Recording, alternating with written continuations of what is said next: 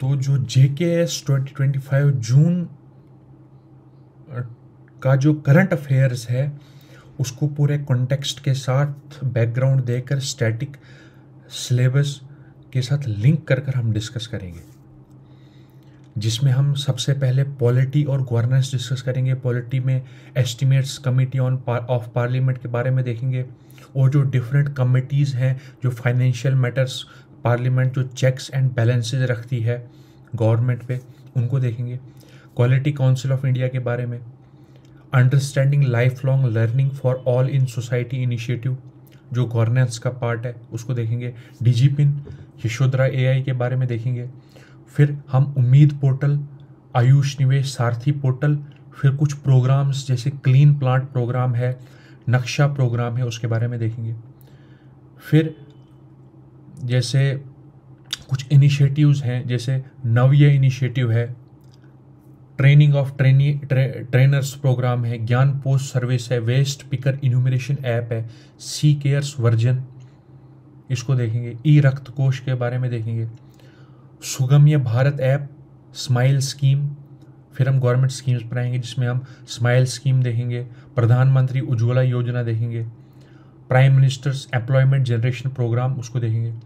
फिर हम reports, awards और इंडेक्स में आएंगे जिसमें हम नेशनल फ्लोरेसेंस नाइटिंगेल अवार्ड देखेंगे, EnviStats India report, global education monitoring report, world wealth report देखेंगे जिसमें ये एक सेकंड, हाँ, उसके बाद global drought outlook report, energy transition index देखेंगे। और वर्ल्ड इकोनॉमिक फोरम के बारे में डिटेल में डिस्कस करेंगे कि इसकी फॉर्मेशन कब हुई थी। हमने पिछली वीडियोज़ में भी डिस्कस किया, लेकिन अभी हम इसको फिर फर्दर डिटेल में डिस्कस करेंगे। तो सस्टेनेबल डेवलपमेंट रिपोर्ट के बारे में देखेंगे, यूनेस्को क्रिएटिव साइट्स नेटवर्क। फिर इकोनॉमिक्स एंड बैंकिंग के में जाने से पहले हम कला नामक राइस के बारे में देखेंगे, एल्गोरिथम ट्रेडिंग के बारे में देखेंगे जो कि बैंकिंग का पार्ट है, सेबी के बारे में, merchant banking, CROPIC initiative, digital payment award, international potato centre आज न्यूज़ में क्यों है, और इंटरनेशनल पोटैटो सेंटर हमारी कंट्री में बनने का फॉर्मेशन का इम्पोर्टेंस क्या है वो देखेंगे।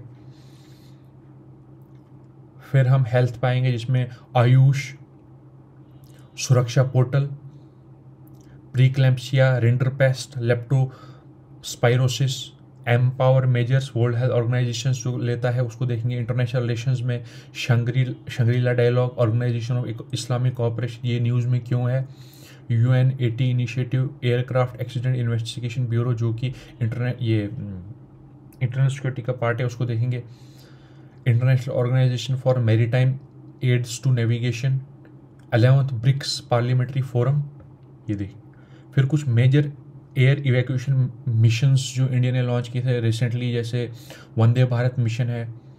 कोविड-19 के टाइम पर जब इसको वहाँ पे हमें इवैक्यूएट करना था लोगों को, तो उसके लिए वंदे भारत मिशन लॉन्च किया गया था। देवी शक्ति, अफगानिस्तान से जब लोगों को इवैक्यूएट किया गया था तालिबान ने जब ओवरटेक किया था।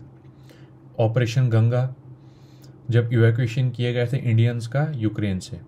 कावेरी, अजय और सिंधु जो ईरान हिट अभी रिसेंटली हुआ ना, इजराइल ने वहाँ पे उनको मिसाइल्स जो थे वो अटैक किया, तो ऑपरेशन सिंधु लॉन्च किया गया था ताकि हम अपने लोगों को इवैक्यूएट कर पाएँ वहाँ से। तो चलिए पूरे कॉन्टेक्स्ट के साथ बैकग्राउंड देके स्टैटिक से लिंक करके हम पूरे सिलेबस को डिस्कस करते हैं। तो चलिए स्टार्ट करते हैं। तो गवर्नेंस और पॉलिटी से स्टार्ट करते हैं, जिसमें जो लोकसभा के स्पीकर हैं उन्होंने एक नेशनल मीट इनॉग्रेट की एस्टिमेट्स कमेटी के लिए। अब एस्टिमेट्स कमेटी क्या होती है? एस्टिमेट्स कमेटी वो कमेटी होती है जो फाइनेंशियल ओवरसाइट एक कमेटी होती है जो कि एग्जामाइन करती है गवर्नमेंट का जो एक्सपेंडिचर होता है, या ताकि इकोनॉमी, एफिशिएंसी और अकाउंटेबिलिटी इंश्योर की जाए गवर्नमेंट की। इसको 1950 में एस्टेब्लिश किया गया था कॉन्स्टिट्यूशन बनाने के बाद, rules of procedure of Lok Sabha में। इसमें 30 मेंबर्स होते हैं। इसमें देखा ये जाता है कि गवर्नमेंट के फंड्स किस तरीके से एलोकेट किए जाते हैं, ठीक है। और इलेक्ट जो इसके मेंबर्स होते हैं उसको एनुअली इलेक्ट किया जाता है, और इसका चेयरपर्सन लोकसभा की स्पीकर अपॉइंट करते हैं। टर्म इसकी 1 ईयर की होती है। अब estimates committee, public accounts committee और कमेटी ऑन पब्लिक अंडरटेकिंग्स जो फाइनेंशियल स्क्रूटनी करती है, चेक्स एंड बैलेंसेस रखती है किस पे, गवर्नमेंट पे, ताकि जो गवर्नमेंट के फंड्स हैं उनको देखा जाए कि वो कहाँ पर स्पेंड हो रहे हैं, ताकि इकोनॉमी एफिशिएंसी और अकाउंटेबिलिटी आ जाए। तो इसमें 3 होती है। एक होती है एस्टिमेट्स कमेटी, ये पोटेंशियल इकोनॉमीज को एसेस करती है, ऑर्गेनाइजेशनल इंप्रूवमेंट को एसेस करती है और रिफॉर्म्स को एसेस करती है। इसमें 30 मेंबर्स होते हैं जो लोकसभा इलेक्ट करता है, लेकिन एक मिनिस्टर इसके लिए एलिजिबल नहीं होता है, क्योंकि अगर मिनिस्टर एलिजिबल हो गया तो फिर तो वो क्या कहते हैं, अगर मिनिस्टर एलिजिबल हो गया तो वो तो गवर्नमेंट का पार्ट होता है ना, फिर चेक्स एंड बैलेंसेस कैसे होगा। तो पब्लिक अकाउंट्स कमेटी ये एग्जामाइन करता है फंड अप्रोप्रिएशन, फाइनेंशियल स्टेटमेंट, और फोकस करता है पॉलिसी इम्प्लीमेंटेशन और आउटकम्स पे, लेकिन पॉलिसी इश्यूज को एड्रेस नहीं करता है। तो उसके बाद कमिटी ऑन पब्लिक अंडरटेकिंग्स, ये क्या है, ये जो मेजर पॉलिसीज है उनके अलावा फाइनेंसेस जो पब्लिक अंडरटेकिंग्स में आते हैं उनको एग्जामाइन करता है। इसमें 22 मेंबर्स होते हैं, टेन्योर 1 ईयर होता है, तीनों का टेन्योर 1 ईयर होता है, और मिनिस्टर किसी के लिए भी एलिजिबल नहीं होता है। फिर नेक्स्ट हम क्वालिटी काउंसिल ऑफ इंडिया के बारे में देखते हैं। एक नया headquarter quality council of India inaugurate किया गया वर्ल्ड ट्रेड सेंटर जो है वहाँ पे। क्वालिटी काउंसिल ऑफ इंडिया क्या है, एक नेशनल बॉडी है एक्रेडिटेशन की जो 1996 में बनी थी। एक नॉन प्रॉफिट ऑर्गेनाइजेशन है। सोसाइटीज रजिस्ट्रेशन एक्ट 21 ऑफ 1860 के एम्बिट में इसको बनाया गया था। इसकी nodal ministry of commerce and industry है। 38 मेंबर्स होते हैं इसके, और इसका चेयरपर्सन जो है क्वालिटी काउंसिल ऑफ इंडिया का, इसको प्राइम मिनिस्टर अपॉइंट करता है। इसके ऑब्जेक्टिव होते हैं ताकि एक मैकेनिज्म बनाया जाए इंडिपेंडेंट थर्ड पार्टी असेसमेंट का। ये पाइवोटल रोल प्ले करता है नेशनल लेवल पर प्रोपागेटिंग एडॉप्शन और एडहेरेंस टू क्वालिटी स्टैंडर्ड्स। उसके बाद है यशोदा एआई। यशोदा एआई क्या है, एक हमारा जो नेशनल कमीशन फॉर वुमेन है ना, इन्होंने यशोदा एआई को इंट्रोड्यूस किया। इसका एम है वुमेन्स एसेस बढ़ाना, एआई और साइबर सिक्योरिटी के डोमेन में वुमेन एसेस को बढ़ाना। ये एक नेशन वाइड कैंपेन है जो national commission for women lead करता है। इसका एम होता है वुमेन्स डिजिटल और एआई लिटरेसी अक्रॉस इंडिया को बढ़ाना, जो रूरल और सेमी अर्बन कम्युनिटीज़ में रहती हैं। इसका इनिशिएटिव का नाम है यूर एआई साक्षी। इसका ऑब्जेक्टिव है एम्पावर वुमेन्स को एम्पावर करना नॉलेज और स्किल से वुमेन्स, ताकि वुमेन लेफ्ट बिहाइंड ना रहें एआई ड्रिवन फ्यूचर में। इसका ये सपोर्ट करता है विकसित भारत को, सेल्फ रिलायंस, अवेयरनेस और लीडरशिप को सपोर्ट करता है। फिर है डिजिपिन। डिजिपिन की फुल फॉर्म आपको याद रखनी, digital postal index number. India post ने 2 डिजिटल प्लेटफॉर्म्स को जो है वो लॉन्च किया है ताकि एड्रेस ताकि मॉडर्नाइज कर सकें एड्रेस सिस्टम को। इसमें मिनिस्ट्री इन्वॉल्व कौन कौन सी होती है, department of posts, ministry of communications, और ऑब्जेक्टिव है इसका डिजिटल एड्रेस प्रिसिशन को एनेबल करना, जियो कोडेड ग्रिड्स यूज़ करना और लास्ट माइल सर्विस डिलीवरी को बढ़ाना। इसको डेवलप किसने किया था, आईआईटी हैदराबाद और NRSC national remote sensing centre, Indian space research organisation को जो नेशनल रिमोट सेंसिंग सेंटर है इसने डेवलप किया था। फीचर्स इसके geo coded addressing, address as a service, open source platform, GIS integration और इंक्लूसिविटी। गोवा ने फुल फंक्शनल लिटरेसी अचीव कर दी है। अब ये क्या है फुल फंक्शनल लिटरेसी, उससे पहले आपको जो उल्लास है, इसकी उल्लास इनिशिएटिव, इसकी फुल फॉर्म आपको याद रखनी है क्या है Ullas, understanding life long learning for all in society. ये एक सेंट्रली स्पॉन्सर्ड स्कीम है जो 2022 से लेकर 2027 तक एलिजिबल मतलब एनफोर्स में रहेगी। इसका एम है ताकि एजुकेशन और लिटरेसी रेवोल्यूशनाइज कर सकें हम पूरे इंडिया में, किसके थ्रू, लर्निंग इकोसिस्टम बढ़ाया जाए हर एक इंडिविजुअल के लिए, ताकि जो गैप है बेसिक लिटरेसी और क्रिटिकल लाइफ स्किल्स में उसको फिलअप किया जा सके। इसलिए उल्लास इनिशिएटिव को लॉन्च किया गया था। तो इसके की फीचर्स क्या हैं? नव भारत सशस्त्र कार्यक्रम digital life long learning focus, digital and financial literacy, critical life skills, incentives for student volunteers. फिर हम आगे चलते हैं। तो गवर्नमेंट इनिशिएटिव्स, अब गोवा ने फुली फंक्शनल लिटरेसी अचीव कर दी है, ये याद रखना है हमें, है ना। उसके बाद गवर्नमेंट इनिशिएटिव्स कौन कौन से एजुकेशनल रिफॉर्म्स के लिए, ये था ना उल्लास भी, इसका भी एम होगा गवर्नमेंट जो एजुकेशनल रिफॉर्म्स लाना। लेकिन उसके अलावा कौन कौन से गवर्नमेंट इनिशिएटिव्स हैं जो कि एजुकेशनल रिफॉर्म्स में, जैसे national programme on technology enhance learning, Sarva Shiksha Abhiyan, Pragyata, mid day meal scheme, Beti Bachao Beti Padhao, PM Shri schools. फिर एक पोर्टल है उम्मीद पोर्टल किसके लिए है? जो वक्फ प्रॉपर्टीज है ना, ताकि उनका रजिस्ट्रेशन किया जाए उस पोर्टल पर। इसको 6 जून 2025 को लॉन्च किया गया। एक सेंट्रलाइज्ड डिजिटल प्लेटफॉर्म है ताकि रजिस्टर किया जा सके, रेगुलेट किया जा सके वक्फ प्रॉपर्टीज़ को अक्रॉस इंडिया। हमें आपको ये बात पता होगी कि वक्फ जो है वो 3rd नंबर पे आता है पूरे इंडिया में, जिसके पास जो लैंड के अगर एम्बिट में देखें तो 3rd नंबर पे आता है। इसकी नोडल मिनिस्ट्री है मिनिस्ट्री ऑफ माइनॉरिटीज़ अफेयर्स। ये किसके साथ कोऑर्डिनेट किया है इसने? स्टेट वक्फ बोर्ड और जुडिशियल अथॉरिटी। ऑब्जेक्टिव इसका क्या है? ट्रांसपेरेंट और टाइम बाउंड रजिस्ट्रेशन इंश्योर करना, डिजिटल एक्सेस बढ़ाना राइट्स के लिए, ऑब्लिगेशंस और legal safeguards, long standing property dispute को रिसॉल्व करना और पॉलिसी लेवल इंसाइट को फैसिलिटेट करना। नेक्स्ट है आयुष निवेश सारथी पोर्टल। ये आयुष निवेश सारथी पोर्टल के एक डेडिकेटेड डिजिटल प्लेटफॉर्म है,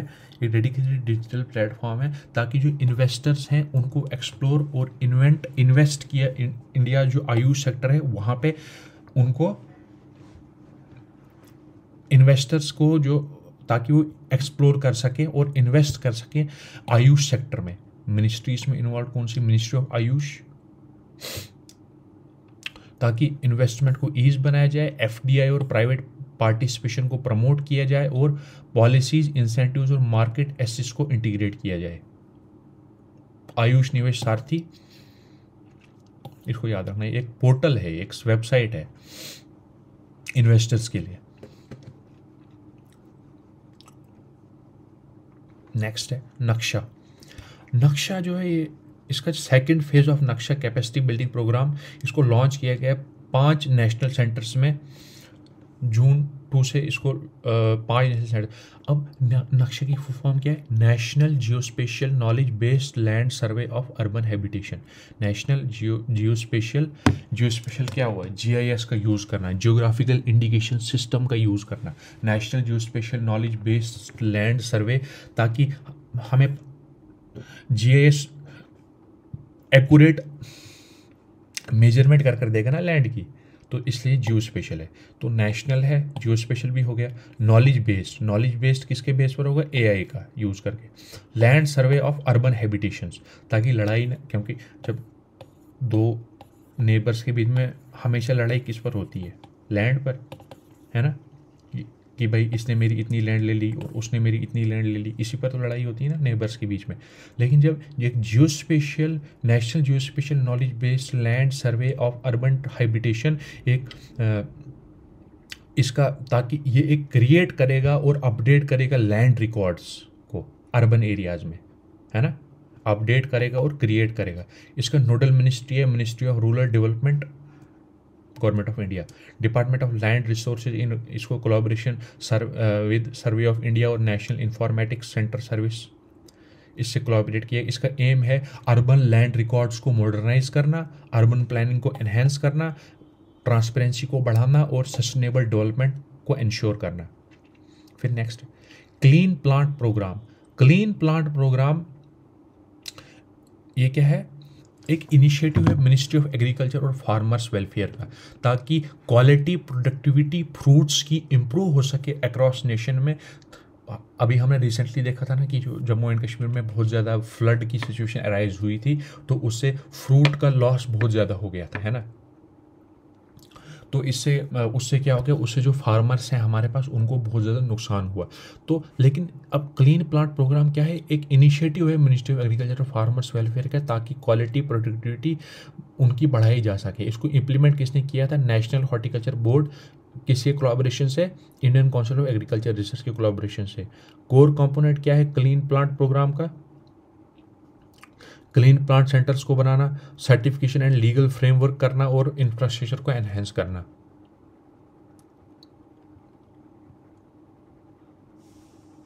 तो ग्लोबल लेवल पर इंडिया की पोजीशन क्या है? हमारे पास हम फर्स्ट बनाना प्रोडक्शन में है, पोमीग्रेनेट में भी फर्स्ट है, मैंगो में फर्स्ट है, टर्मरिक, ओकरा, पपाया में भी फर्स्ट है। सेकंड है किसमें? पोटैटो में, टोमेटो में, ओनियन में, कॉलीफ्लावर में, ब्रिंजल में और कैबेज में। Major fruit export destinations India में, तो नेदरलैंड का 35.2% शेयर है ना, किसमें? ग्रेप्स में। तो इंडिया नेदरलैंड कितना फ्रूट ग्रेप्स भेजता है? 35.2%। तो यूएई में मैंगो कितना भेजा? 30.7। ईरान में 34%। बांग्लादेश 91 ऑरेंजेस भेजते हैं हम यहाँ से। बांग्लादेश 41%। नेक्स्ट है सी केयर्स वर्जन 2.0। ये क्या है? ये हम अभी क्या डिस्कस कर रहे हैं? हम डिस्कस कर रहे हैं गवर्नेंस। अब सी केयर्स वर्जन क्या है? अभी हमने देखा था national geospatial knowledge based land सर्वे सिस्टम, नक्शे की फुल फॉर्म याद रखना। उसके बाद की केयर्स वर्जन 2.0। यूनियन मिनिस्टर जो कोल एंड माइंस के हैं श्री जी किशन रेड्डी, इन्होंने सी केयर्स वर्जन 2.0 लॉन्च किया। ये कैसी? एक वेब पोर्टल है जो coal mines provident fund organisation है, CMPFO, coal mines provident fund organisation, coal mines provident fund organisation. तो इसको डेवलप किसने किया था? पहले ये देखिए आप, centre for development of advance computing, CDAC, state Bank of India की सपोर्ट से इसको एस्टेब्लिश किया, डेवलप किया था। Centre for development of advanced computing. इसके फीचर्स हैं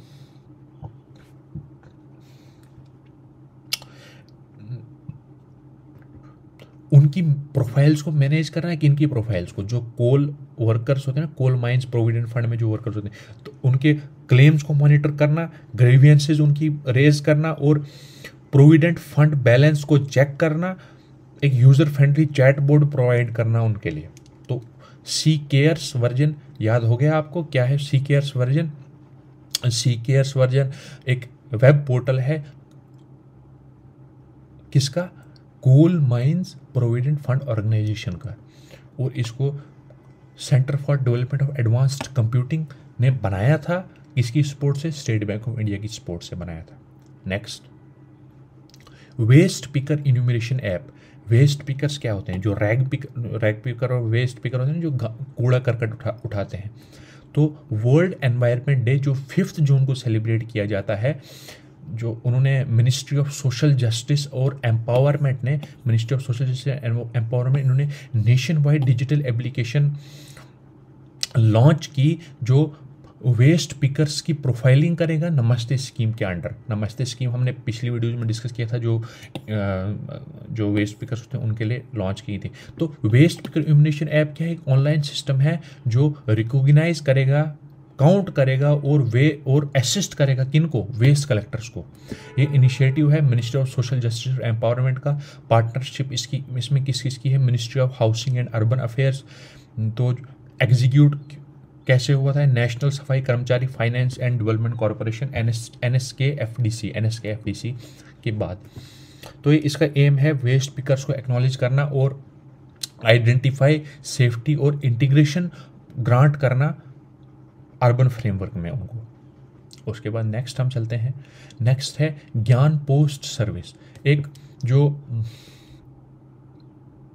जो हमारे पास डिपार्टमेंट ऑफ पोस्ट है ना, इन्होंने इंट्रोड्यूस किया ज्ञान पोस्ट को, ताकि एजुकेशनल बुक्स को डिलीवर किया जा सके अफोर्डेबल रेट्स में। ज्ञान जैसे फ्लिपकार्ट होता है, अमेज़ोन होता है या जियो मार्ट है, ये जो चीज़ें हमारे पास पहुंचाता है ना, वैसे ही अब बुक्स पहुंचाने का काम जो है वो ज्ञान पोस्ट सर्विस करेगा। ये एक पोस्टल डिलीवरी सर्विस सिस्टम है। इसको डिपार्टमेंट ऑफ पोस्ट्स ने इंट्रोड्यूस किया, मिनिस्ट्री ऑफ कम्युनिकेशन के अंडर जो आता है। इसका एम होगा नॉन कमर्शियल एजुकेशन और socio cultural material subsidised rates में पहुंचाना। ये एक डेडिकेटेड पोस्टल सर्विस है एजुकेशनल, कल्चरल, सोशल और रिलीजियस बुक्स के लिए। नेक्स्ट,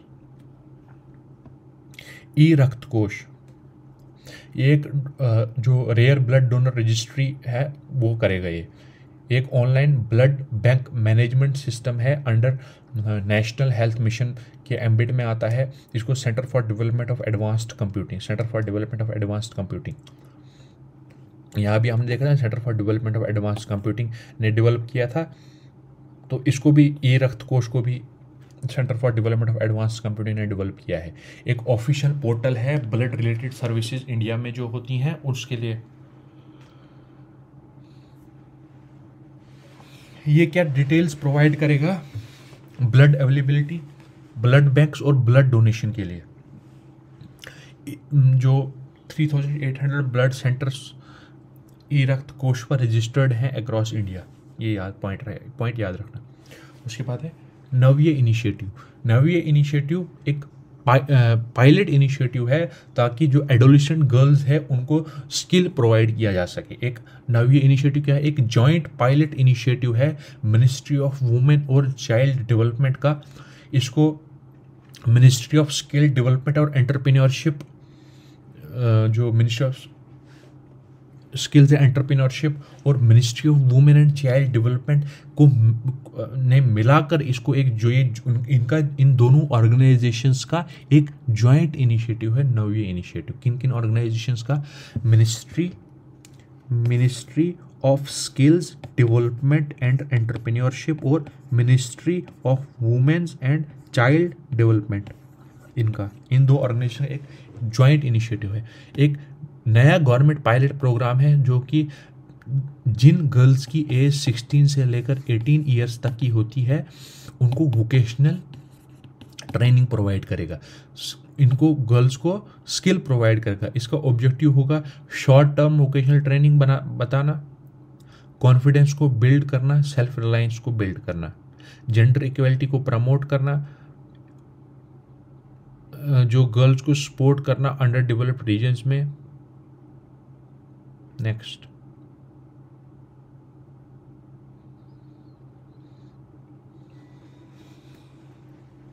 जो हमारे पास मिनिस्ट्री ऑफ पंचायती राज है, इन्होंने एक मेमोरेंडम ऑफ अंडरस्टैंडिंग साइन किया भाषणी, ताकि जो मल्टीलिंगुअल एक्सेस है ई गवर्नेंस में ग्रास रूट लेवल पर इंश्योर किया जाए।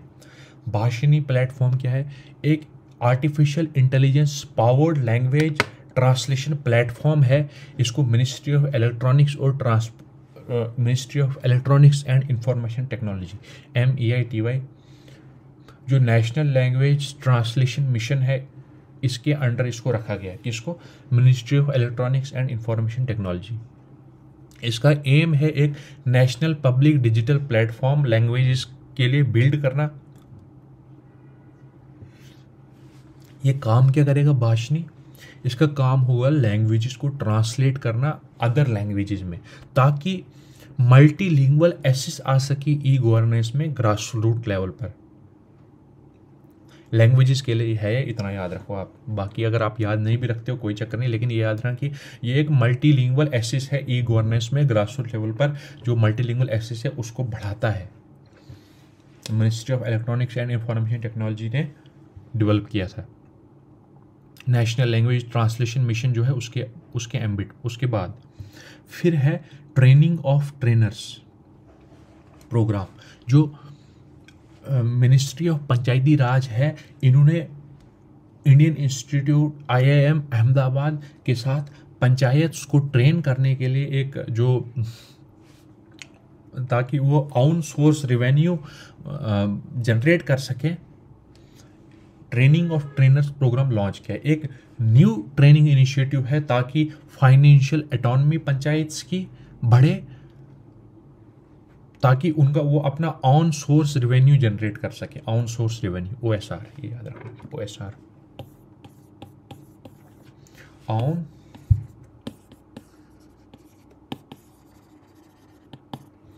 ऑन सोर्स रेवेन्यू जनरेट कर सके पंचायत। ताकि कैसे करेंगे वो, जब उनकी हम कैपेबिलिटी को बढ़ाएंगे। मिनिस्ट्री ऑफ पंचायती राज के एम्बिट में आता है ये प्रोग्राम। ऑब्जेक्टिव है पंचायत को एम्पावर करना ताकि वो फाइनेंशियली सेल्फ रिलायंट बन सके। इनमें ट्रेनर्स को जो sustainable on source revenue strategies बताई जाती हैं, ताकि जो ट्रेनर्स हैं वो ऑन सोर्स रेवेन्यू स्ट्रेटजी जब उनको पता चल जाएगी तो वो सेल्फ रिलायंट बन जाएंगे ना। फाइनेंशियली सेल्फ रिलायंट बनने के लिए उनको on source revenue generation strategies बताई जाती हैं।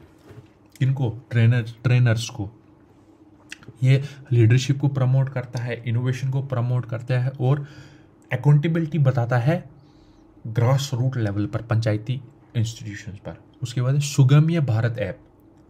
सुगम्य भारत ऐप क्या है?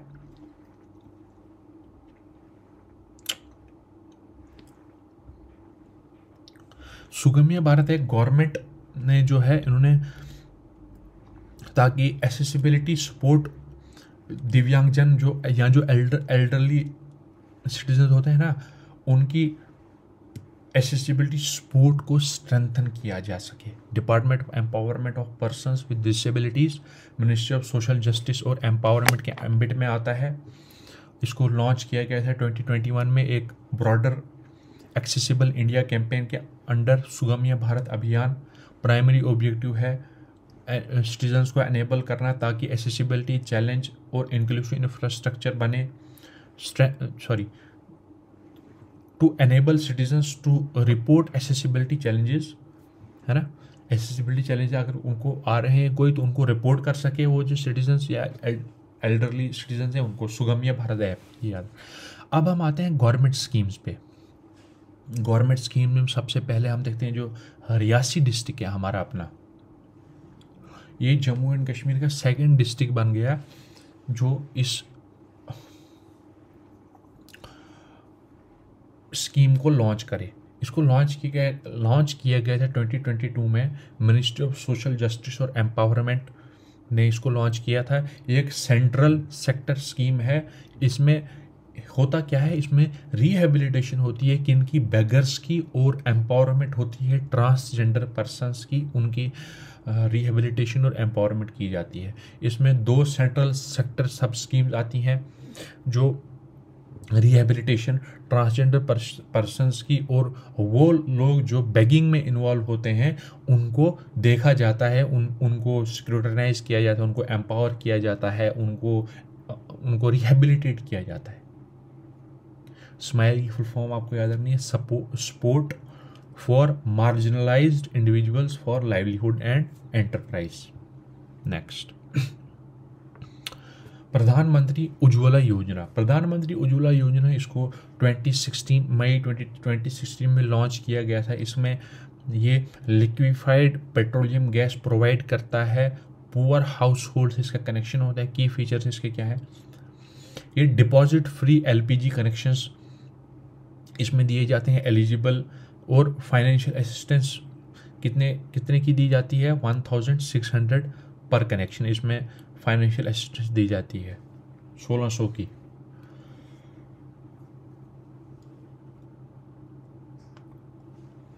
मिनिस्ट्री ऑफ पेट्रोलियम और नेचुरल गैस के एम्बिट में आता है। फिर next, prime ministers employment generation programme.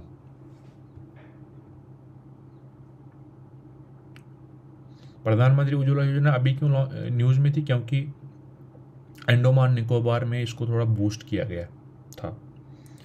उसके बाद prime ministers employment generation programme, ये जो खादी विलेज, जो हमारे पास KVIC है ना, खादी एंड विलेज, इन्होंने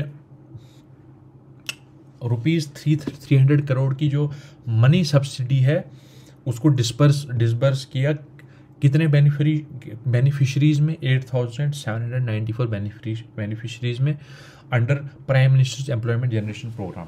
इसको 2008 में लॉन्च किया गया था ministry of micro small and medium enterprise. ये क्रेडिट लिंक सब्सिडी स्कीम है जो एम्प्लॉयमेंट अपॉर्चुनिटीज प्रोवाइड करता है ताकि micro enterprises non farm sectors में एस्टेब्लिश हो सकें। न्यू एंटरप्राइज कितना है? 50 लाख का मैन्युफैक्चरिंग सेक्टर में और 20 लाख का सर्विस सेक्टर में।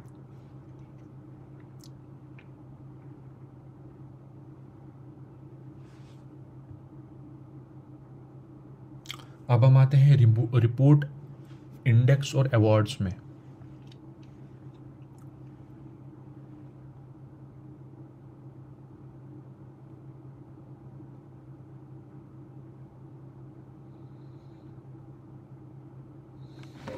देखिए, अब हम आते हैं जो नेशनल फ्लोरेसेंस नाइटिंगेल अवार्ड है, ये इसके बारे में डिस्कस करेंगे। ये एक प्रेस्टिजियस नेशनल अवार्ड होता है जो मेरिटोरियस सर्विस जो नर्स कर रही होती हैं या जो मिडवाइव्स होती हैं इंडिया में, जो वो नर्सेज होती हैं उनको मिलता है। इसको ministry of health and family welfare देता है इस अवार्ड को, गवर्नमेंट ऑफ इंडिया। इसको 1973 में इंस्टीट्यूट किया गया था फ्लोरेसेंस नाइटिंगेल, इनको ट्रिब्यूट देने के लिए, जो कि मॉडर्न नर्सिंग की जो फाउंडर थी।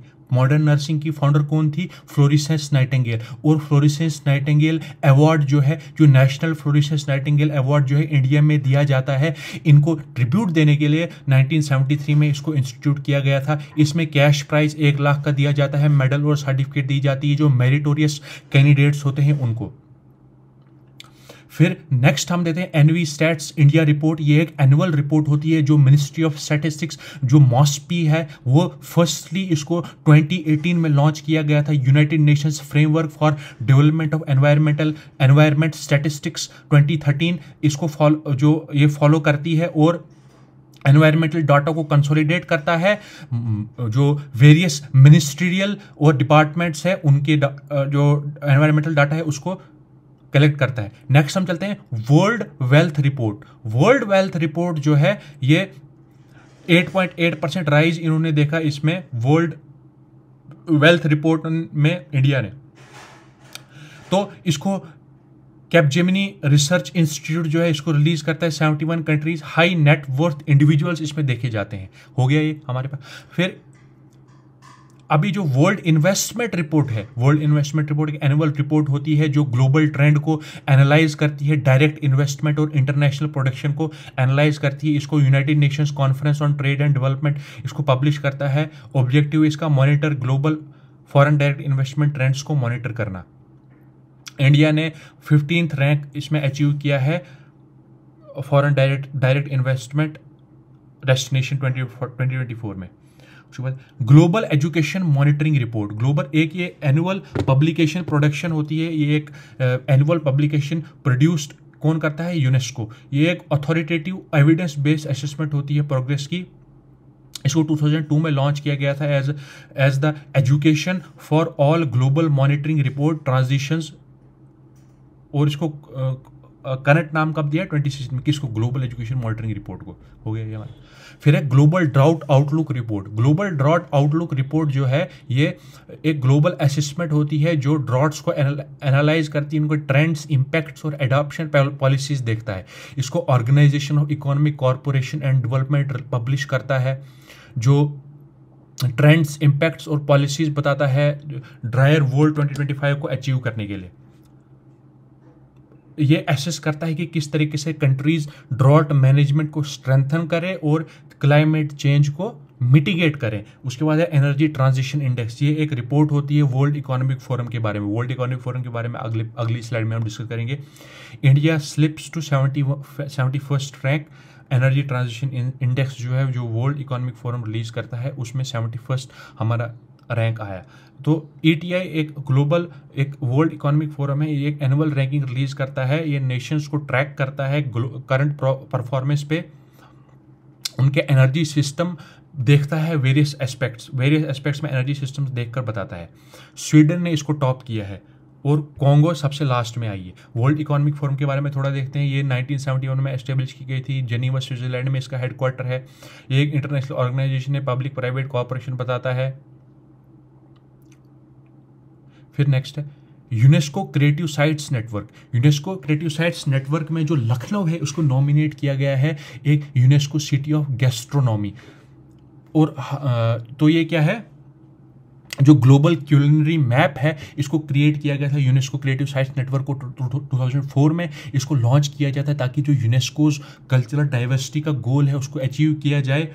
तो क्रिएटिव सोशल इकोनॉमिक पोटेंशियल देखा जाता है इसमें कल्चरल इंडस्ट्रीज का। ये क्रिएटिविटी के कल्चर को, अर्बन प्लानिंग को और अर्बन प्रॉब्लम्स के सॉल्यूशंस बताता है। इसमें जैसे क्राफ्ट्स एंड फोल्क आर्ट्स है, मीडिया आर्ट्स है, फिल्म डिज़ाइन, गैस्ट्रोनॉमी, लिटरेचर है और म्यूज़िक आता है। इसमें श्रीनगर में क्राफ्ट्स एंड फोल्क आर्ट्स में 2021 में इस नेटवर्क में इसको इंक्लूड किया गया था। ये बाकी भी आप सिटीज़ देख सकते हैं किन किन। ग्वालियर को city of music, city of literature, Kozhikode, Varanasi को creative city of music, Chennai को creative city of music, Hyderabad को गैस्ट्रोनॉमी। गैस्ट्रोनॉमी क्या है, एक ये Lucknow nominated as UNESCO city of gastronomy. Creative sites के इसको नेटवर्क में रखा, ठीक है, मतलब क्रिएटिविटी के नेटवर्क में, जैसे क्राफ्ट है, आर्ट्स है, मीडिया है, तो इसको किसी में रखा है गैस्ट्रोनॉमी में, जो कल्चरल डाइवर्सिटी है उसको अचीव किया जाए।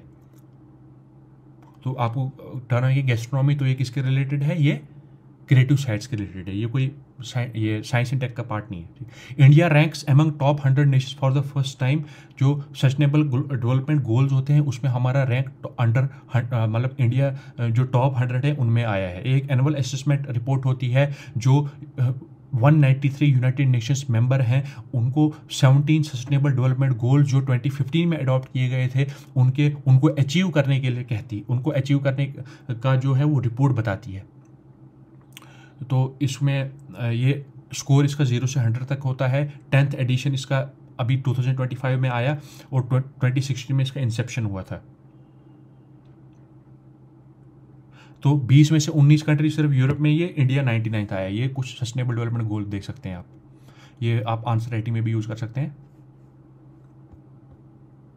अब हम आते हैं जो काला नमक राइस है, ये एक traditionally ground no fertiliser, herbicide and pesticide rice है। ये ऑर्गेनिक कल्टीवेशन इसमें सूटेबल होती है, ये सक्सेसफुल एडाप्टर होता है, यूजर चॉइस कैरेक्टर है।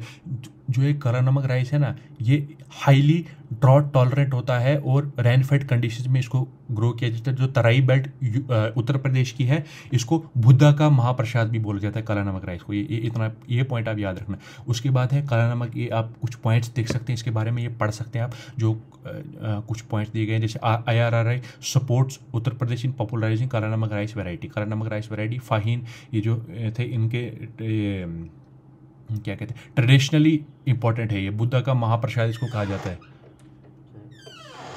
तो जो एक ट्रेडिशनल काला नमक राइस है, इसको जियोग्राफिकल इंडिकेशन टैग सिस्टम के इसमें प्रोटेक्ट किया जाता है। उसके बाद है जो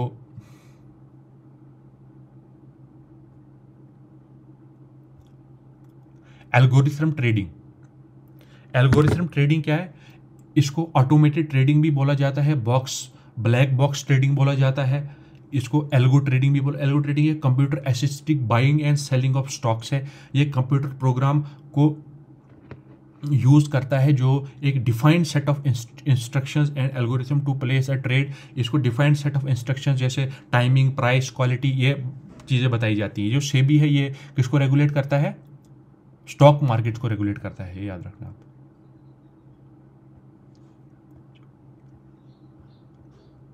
फिर हेल्थ में सागरमाला उसके बाद है ये सागरमाला फाइनेंस कॉर्पोरेशन, एक मिनी रत्न कैटेगरी है, ministry of ports and shipping and water veg के अंडर आता है। ताकि जो फाइनेंशियल नीड्स हैं इंडियन मैरीटाइम सेक्टर की वो अचीव हो सकें। हेडक्वार्टर इसका न्यू दिल्ली में। उसके बाद हेल्थ में आते हैं, आयुष सुरक्षा पोर्टल, ये फार्माकोविजिलेंस और regulatory convergence Ayush system ecosystem के साथ मिलाएगा। इसको डेवलप किसने किया था? Technical support central council for research of सिद्धा, इसको नेशनल फार्माकोविजिलेंस प्रोग्राम के साथ इसको अलाइन किया है। उसके बाद है प्री कैल्म से एक सीरियस कंडीशन होती है जो प्रेगनेंसी के टाइम में डेवलप होती है 20 वीक्स के बाद। High blood pressure, protein urine में आ जाता है ये। उसके बाद रिंडरपेस्ट है। Rinderpest national institute of high security animal disease जो है ICR भोपाल, इन्होंने कैटेगरी ए स्टेटस रिंडरपेस्ट को दिया। ये कैटल प्लेग होता है, कॉन्टेगियस वायरल डिजीज होती है जिसमें क्लोवन हूफ्ड एनिमल्स अफेक्ट होते हैं इसमें कैटल। उसके बाद है लेप्टो स्पाइरोसिस, एक लेप्टोस्पाइरा जोनोटिक बैक्टीरियल इन्फेक्शन होती है जो लेप्टोस्पाइरा इंटर ऑर्गन्स से होता है। इसमें ट्रॉपिकल रीजन्स जो हाई रेनफॉल होती है वहाँ पर ये लेप्टोसिरोप्सिस होता है। एक जोनोटिक बैक्टीरियल डिजीज, मतलब कि एनिमल से ह्यूमन में ट्रांसफर होती है। इसको रैट फीवर भी बोलते हैं, या जो क्योंकि ये रोडेंट्स के यूरिन से ट्रांसफर होती है। जो हम बाहर से जब भी कोई चीज़ लाते हैं ना तो हम उसको मुंह से नहीं खोलना चाहिए, क्योंकि हमें क्या पता है कि वो वहाँ पे उसका अगर किसी माउस का या उसका यूरिन या कोई फीकल मैटर हो गया तो वो हमारे में ट्रांसमिट हो सकते हैं। उसके बाद empower measures by world health organisation, इन्होंने एक set of global health targets जैसे एम्पावर मेजर्स है इनको एड्रेस, ताकि ग्लोबल टोबैको एपिडेमिक को एड्रेस किया जाए। ये एविडेंस बेस्ड स्ट्रेटजीज होती हैं जिसमें रिड्यूसिंग टोबैको, इसमें टोबैको का यूज़ रिड्यूस किया जाता है और हेल्थ रिस्क को एसोसिएटेड, जो हेल्थ रिस्क एसोसिएटेड होते हैं उनको भी देखा जाता है। फिर इंटरनेशनल रिलेशन में देखते हैं हम, जो शंग्रीला डायलॉग है ये डिफेंस और सिक्योरिटी समिट होती है। इसमें defence minister, military chief, policy maker, जो strategic experts across the globe इकट्ठे होते हैं। इसको 2002 में स्टार्ट किया गया था। उसके बाद ओपन जनरल असेंबली एक्सचेंज और क्लोज डोर ग्रुप मीटिंग्स इसमें होती हैं। फिर next organisation of Islamic corporation, ये न्यूज़ में क्यों था? क्योंकि ये सबसे पहले इसके पॉइंट्स देखते हैं हम। ये second largest inter governmental organisation है यूनाइटेड नेशंस के बाद। इसमें 57 कंट्रीज आती हैं जो 4 कंटिनेंट्स में फैली हुई हैं। तो OIC का हेडक्वार्टर जद्दा सऊदी अरेबिया में है। ऑफिशियल लैंग्वेज के अरेबिक, इंग्लिश और फ्रेंच है। फोकस एरियाज देख सकते हैं, political affairs, economic development, social and cultural affairs.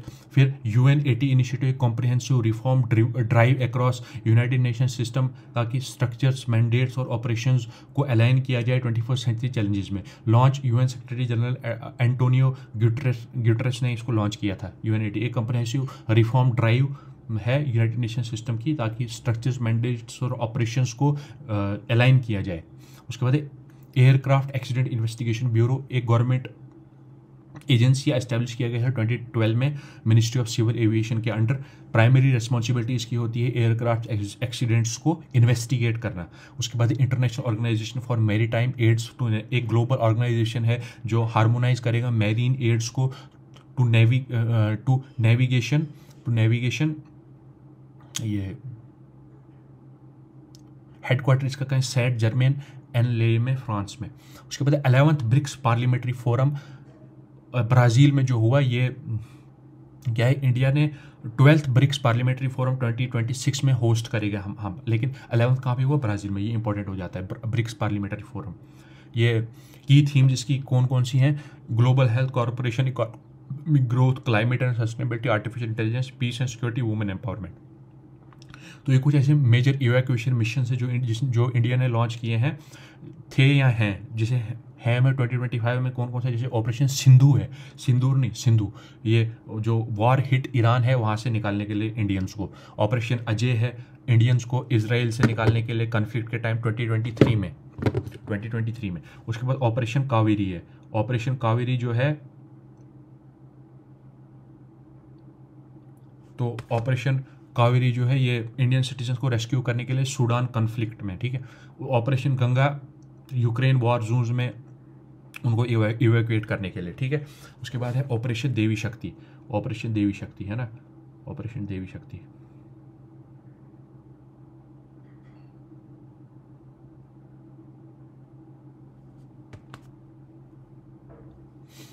ये इवैक्यूएशन फ्रॉम अफगानिस्तान, जब तालिबान ने टेक ओवर किया था ना, तो इनको इवैक्यूएट करने के लिए।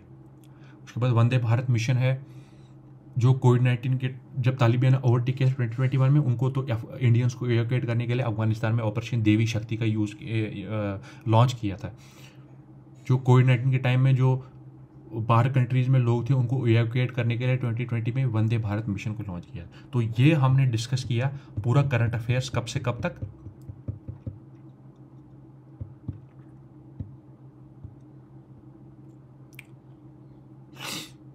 जून मंथ का जो करंट अफेयर्स है वो हमने इस पूरी वीडियो में डिस्कस किया, जिसमें हमने पॉलिटी गवर्नेंस देखा, फिर हमने गवर्नमेंट स्कीम्स देखी, फिर हमने रिपोर्ट्स इंडेक्स अवार्ड्स देखे, फिर हमने काला नमक राइस एल्गोरिथम ट्रेडिंग के बारे में एक बार और देख लेते हैं। ये एक इसको ऑटोमेटेड ट्रेडिंग भी बोलते हैं, ब्लैक बॉक्स ट्रेडिंग है, एल्गो ट्रेडिंग बोलते हैं।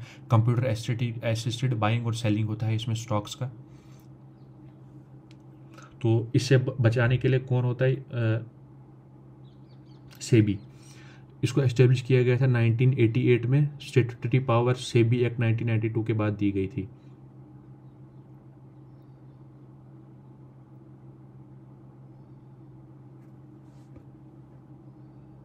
क्रॉपिक इनिशिएटिव। क्रॉपिक इनिशिएटिव क्या है? एक मोबाइल ऐप बेस्ड इनिशिएटिव है। फोटोग्राफ, ये स्टैंडिंग क्रॉप्स का फोटोग्राफ लेता है और एआई का यूज़ कर कर उनको एनालाइज करता है। क्रॉपिक इनिशिएटिव है ना। ये डेवलप किसने किया था? Union ministry of agriculture and farmers welfare fund for innovation और टेक्नोलॉजी के बाद। ठीक है, इसके की फीचर्स देख सकते हैं आप इसमें।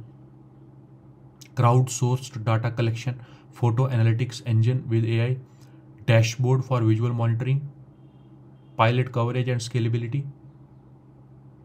मर्चेंट बैंकिंग में देख सकते हैं ये financial services refers to financial service design for businesses and corporate clients. ये कुछ सर्विसेज देख सकते हैं आप जो ऑफर करता है मर्चेंट बैंक्स। कौन कौन सी करते हैं मर्चेंट में? एक बैंकिंग सर्विस और कंसल्टेंसी सर्विस प्रोवाइड करता है। इंटरनेशनल पोटैटो सेंटर, इसको 1971 में फॉर्म किया गया था। एक रिसर्च फॉर डेवलपमेंट ऑर्गेनाइजेशन है जो पोटैटो पर फोकस करता है। हेडक्वार्टर इसका लीमा पेरू में है। अब इंडिया में भी इंटरनेशनल पोटैटो सेंटर वो है आगरा में बनाया गया। यूपी में सबसे ज़्यादा प्रोडक्शन होती है पोटैटो की। फिर सेकंड नंबर पर वेस्ट बंगाल में होती है। तीसरे नंबर पर कहाँ पे होती है? पंजाब में होती है, सॉरी मध्य प्रदेश में होती है, फिर पंजाब में। Digital payment award, digital payment system ecosystem across country में इसको प्रमोट करने के लिए दिया जाता है। तो फिर हेल्थ देखा हमने, फिर इंटरनेशनल रिलेशंस देखे, तो हमने खत्म कर लिया। Thank you.